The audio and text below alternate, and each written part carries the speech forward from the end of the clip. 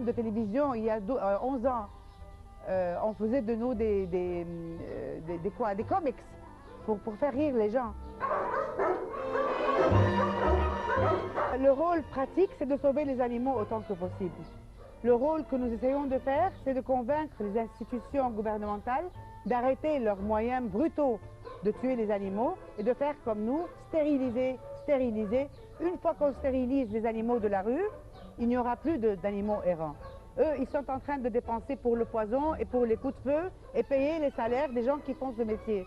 Ça revient au même. Alors faites-le d'une façon civilisée. Ça fait 30 ans que vous tuez les chiens dans la rue, ça fait 30 ans que nous avons des chiens errants. Essayons, parce que si vous faites la même faute tout le temps, vous aurez les mêmes résultats tout le temps. Changez de moyen, changez votre méthode, utilisez la nôtre. Ce que nous essayons de faire maintenant, c'est de sensibiliser les gens à la cause animale. Je pense que ça arrangera beaucoup de choses.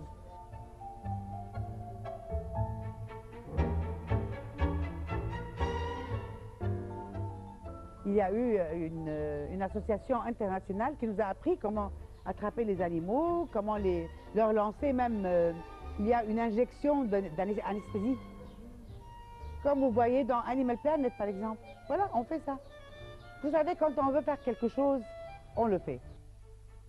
Ça coûte rien du tout. J'héberge tous les chiens et tous les chats. La majorité d'entre eux sont des chiens typiquement égyptiens, des chiens baladi comme on appelle, et des chats baladi aussi. Chez moi, à la ferme, j'ai des ânes, j'ai des moutons, j'ai eu des chevaux très maltraités, mais qui ont au moins passé quelques mois ou une année avec bonne nourriture et câlin chez moi. L'endroit est très beau, c'est à Sahara, la ferme de mon mari. Il m'a donné une petite parcelle de terre pour mettre mes animaux aussi, parce que le refuge ne suffit pas. Et les ânes, il faut les voir, parce qu'ils ont une belle histoire. Il y avait un âne qui avait été battu à mort, qui avait une patte cassée et qui traînait un chariot à Guise.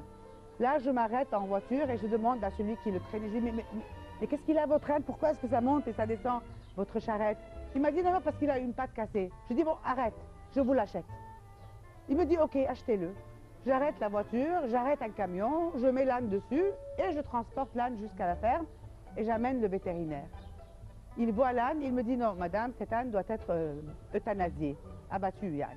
Il ne peut pas vivre plus que ça, mais donnez-lui 3 ou 4 jours d'amour, de tendresse et de bonne nourriture. Je viens dans 4 jours pour le piquer. Et creusez-lui une tombe aussi, s'il vous plaît. Au bout de 4 jours, je vous jure que cette histoire est vraie. Bien sûr que j'avais câliné beaucoup, donné beaucoup d'amour, beaucoup de bercines, beaucoup de carottes. Au bout de 4 jours, le vétérinaire revient, il me dit, mais madame, qu'est-ce que vous avez fait? Je ne vais pas l'abattre. Il est guéri. Il n'avait besoin que de 4 jours d'amour, de bonne nourriture, il est guéri. Il est toujours à Sahara. Il a maintenant, ça fait 8 ans qu'il est avec moi. Il doit avoir dans les 30 ans, il est très vieux. Il est adorable. Les ânes vivent très longtemps dans les pays où on respecte les animaux. Et les pauvres chez nous qui, eux, travaillent avec les ânes, devraient au moins respecter l'âne. Oublions pour la vie, mais pour ce qu'il coûte. Il coûte 1 millier de livres à présent et plus.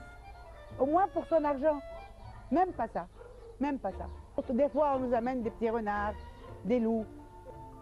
Parce que les enfants s'amusent, on ne leur a pas appris à respecter les animaux. Donc, ils le volent à sa mère, ils nous l'amènent. Et je les ai adoptés moi-même. Dont une chienne, une pauvre chienne Yorkshire, qui avait 11 ans, qui était aveugle. Et sa maîtresse me l'a amenée ici. Elle m'a dit, ah oui, on vient de lui fermer l'autre œil, elle ne voit plus, elle est trop vieille, nous ne voulons pas. Donc je la prends ici au refuge. Elle n'arrêtait pas de hurler chaque jour. Hurler, hurler, hurler. Un jour, j'ai dit, non, vraiment, je n'arrive plus, j'ai mal au cœur. J'avais très peur pour elle parce que j'avais de grands chiens. Je l'emmène chez moi à la maison. Heureusement, tout s'est bien passé. Elle faisait peur aux grands chiens. Malgré sa cécité, elle ne voyait pas du tout, mais était heureuse de vivre, très intelligente.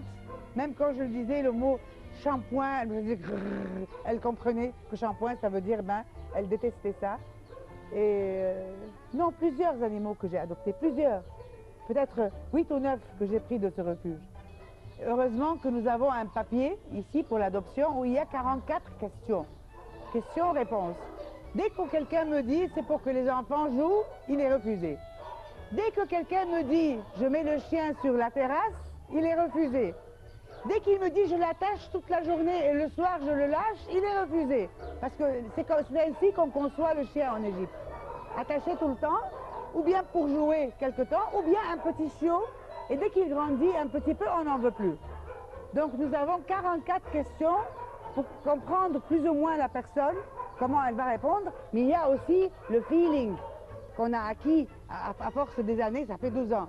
On sait qui va vraiment traiter bien un chien et qui ne va pas. Mais il y a beaucoup de gens ici qui pensent qu'un chien est un jouet.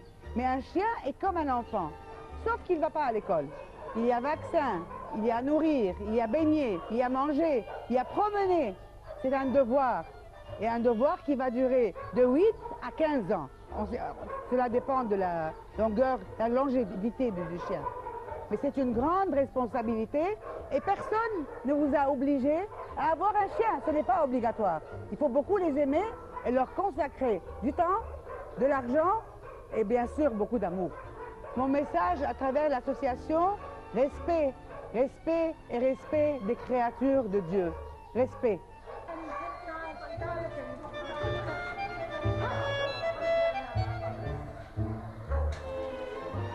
L'amour et la compassion envers les animaux, chez moi, c'était inné.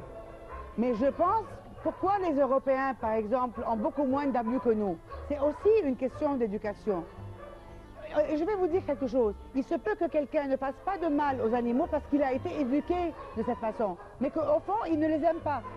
Il n'a pas d'amour pour eux. Mais au moins, il y a une loi et une éducation qui l'empêche de lui faire du mal. Mais ici, loi, personne ne respecte. Éducation, il n'y a pas. Dégoût des animaux, je ne comprends pas pourquoi, bien que nous ne soyons pas le pays le plus propre du monde. Des fois, les animaux sont bien plus propres que certains humains.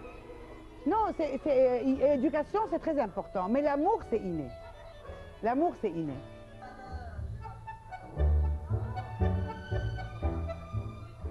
Il y a une grande différence entre une personne qui aime les animaux et une personne qui ne les aime pas. Une grande différence.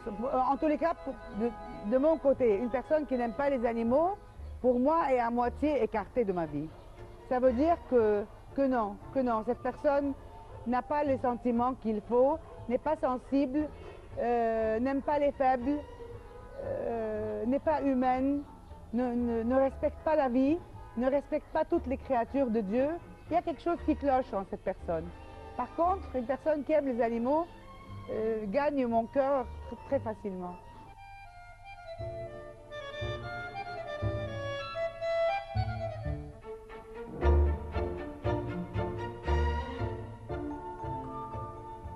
Il y a beaucoup de techniques à apprendre pour travailler avec les animaux.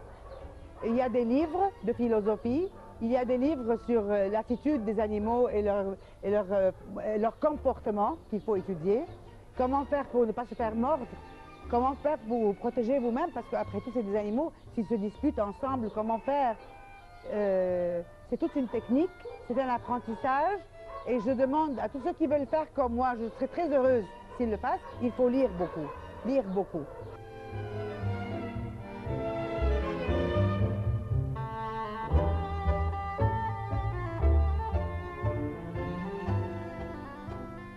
Je demande aux familles qui élèvent des bêtes, ou bien veulent leur donner leur droit naturel, qui est de courir, de jouer, d'être auprès de vous, parce que les bêtes sont sociables, elles ont besoin de vous, de leur donner leur nourriture, de leur donner leur vaccin, de les rendre heureux, ou bien n'achetez pas ou n'adoptez pas d'animaux. Qui vous a obligé?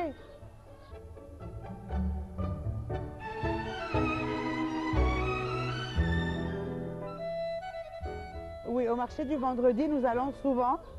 J'achète les faucons, je les garde quelques jours ou quelques heures chez moi à Sahara, où j'ai une grande cage.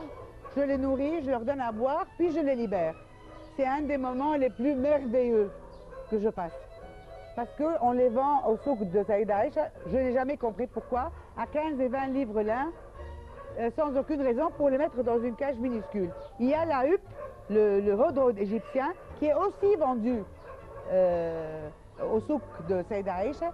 Il y a des tortues, toutes sortes de bêtes vendues là-bas, dans des cages crasseuses, Autant que je peux, je leur parle. Autant que je peux, j'écris des articles. J'envoie des plaintes écrites et au téléphone au ministère de l'Environnement qui s'en fichent carrément. Mais nous travaillons là-dessus. Et je compte faire un grand travail cette année sur cela.